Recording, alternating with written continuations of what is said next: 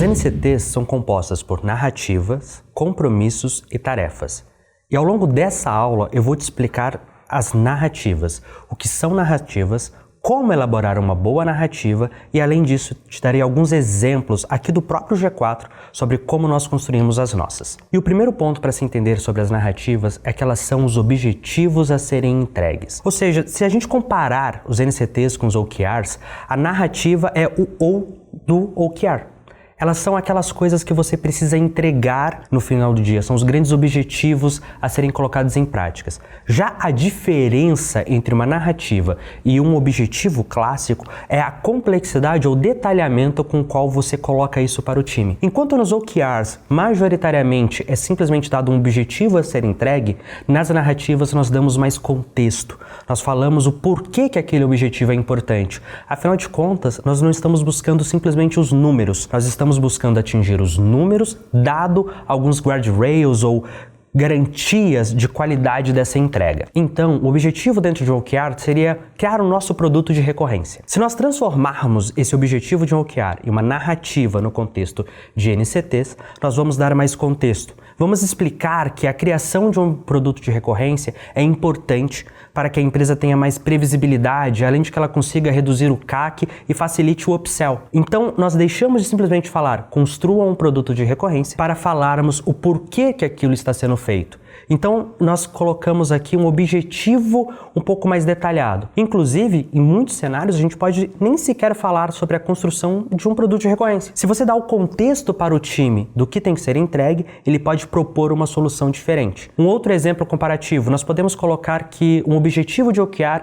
é estar entre os top 10 podcasts de negócio mais ouvidos. Enquanto que numa narrativa dentro do modelo de NCTs, nós podemos atuar com uma narrativa do tipo estar posicionado entre os grandes canais de mídia ou as mídias mais relevantes. E com essa clareza de objetivo de estar posicionado, nós também falamos o porquê que isso é importante. Deixando claro que nós queremos estar posicionados como um canal de mídia relevante ou com relevância dentro de alguma rede social para que isso atraia mais audiência, reduzindo o nosso custo de aquisição, aumentando o nosso awareness ou conseguindo fortalecer a nossa marca. Então nós saímos de um objetivo do tipo vão atrás e façam isso, para uma clareza de onde queremos chegar e por que queremos chegar, deixando que o time tenha mais liberdade sobre a definição de como chegaremos lá. Então, é importante deixar claro que toda narrativa bem feita traz o contexto estratégico e permite que as pessoas, que o seu time, tomem decisões melhores sobre como atingir esse objetivo estratégico.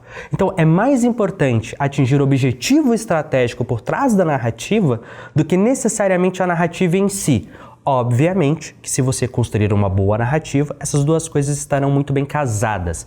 Porém, independentemente disso, você sempre deve deixar claro para o time o objetivo estratégico por trás da narrativa e não somente o objetivo em si. Então, mais do que o que é esperado, o porquê aquilo é esperado. Isso é útil tanto para definir o objetivo quanto para comunicar para o time. Então, uma boa narrativa é escrita sempre dando contexto, incluindo detalhes e nuances que vão envolver os motivos pelos quais aquela narrativa foi escolhida, os aprendizados recentes que vocês tiveram dentro da empresa ou dentro do time que motivaram a colocar aquilo como objetivo foco, os esforços que são necessários, ou seja, o direcionamento do que é esperado que o time entregue e também uma visão de como essa narrativa se encaixa no todo da empresa. Além disso, é importante deixar claro que toda narrativa possui um DRI, ou um dono da narrativa, um Direct Responsible Individual, alguém que será a pessoa realmente cobrada por entregar a narrativa em si, geralmente um líder ou gestor de área. Além disso, as narrativas precisam deixar claro qual é o seu objetivo final. Então, mais do o que queremos entregar e por que queremos, é como que nós teremos clareza de que conseguimos entregar aquilo. Então, esses três elementos são fundamentais. Uma narrativa, um dono para a narrativa, que é sempre um CPF, é sempre uma pessoa, e uma clareza de resultado final pretendido ao entregarmos aquela narrativa ao final do seu ciclo de NCTs. Como que a gente pode colocar isso na prática, então? Vou trazer para você 2 exemplos do G4. Primeiro, uma narrativa de nível empresa. O primeiro passo aqui é dar contexto. Então, daremos o contexto macro de onde a empresa está inserida. Estamos num momento um pouco mais desafiador no sentido econômico. A economia está incerta, estamos com inflação alta, com muita insegurança, e isso faz com que a empresa precise se preocupar não mais somente em crescer, como também em crescer com qualidade. em ter mais eficiência nesse processo. Então, dado esse contexto macro, nós criamos a nossa narrativa Crescer com Qualidade. E nela nós deixamos claro o que significa crescer com qualidade. É a tomada de decisões e ações orientadas não somente pelo crescimento de top line ou receita. Veja, viemos de um contexto onde poderíamos crescer com foco total em receita, dado condições econômicas, e mudamos para um cenário onde isso não é mais o bastante, onde não podemos somente focar em mais receita. Também colocamos aqui que isso quer dizer levar em consideração o aumento de rentabilidade, ganho de produtividade e entregas de produtos estruturados, minimizando investimentos sem retorno.